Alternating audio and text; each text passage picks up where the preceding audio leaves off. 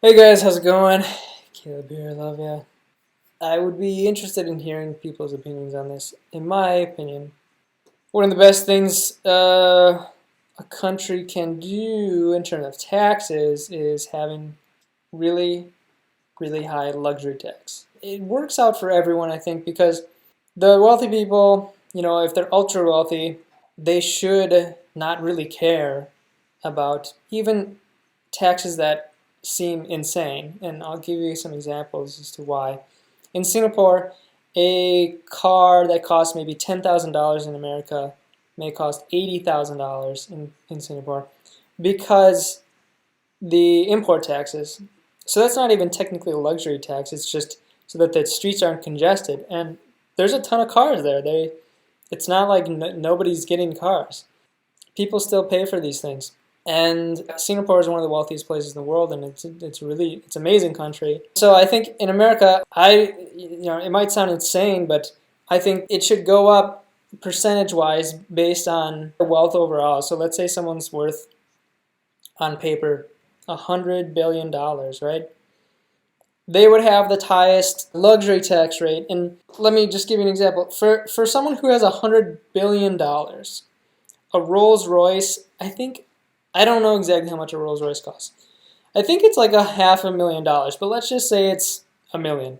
Even if you charge them 1,000% tax, that's nothing. That's nothing to them. $10 million, they'll make that back in a week. It doesn't really matter. It wouldn't even be worth them to think about if it's worth it or not. That's how much more valuable their time is because of the wealth that they have. And they would still buy those things, and that money can be put back into, hopefully not get stolen through the government, not through some corrupt methods. Hopefully it can be put back into helping people who really need help.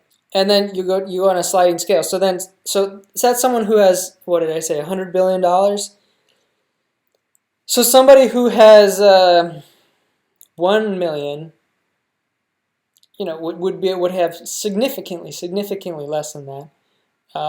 I'm just going to say, and it could even be the Rolls Royce for the $100 billionaire. I think it could even be 100 times, and that sounds so insane, but I really don't think it's that insane. Like I said, I think they'll get that money back in a very short amount of time. $100 billion. If you have $100 billion, let's just say you put that in, you have that in the S&P, right? $100 billion, and you get, well, let's just maybe say 10% back a year. That's $10 billion. So then each month, a little less than a billion. So you have $1 billion. So to pay 100 million for a Rolls Royce, making 800 million a month or 900 million. That's still such a small amount. That's less than 15%, 20% of the monthly income that you're getting, and you're getting a Rolls Royce. And someone might say, oh well, they would just import it. I would say match the import taxes to the luxury taxes that you buy in the country. Fix all the loopholes, take care of all those things. That'll do two things. It'll ultra wealthy people or just regular wealthy people, they'll pay a lot that can hopefully potentially go back towards people who need the help.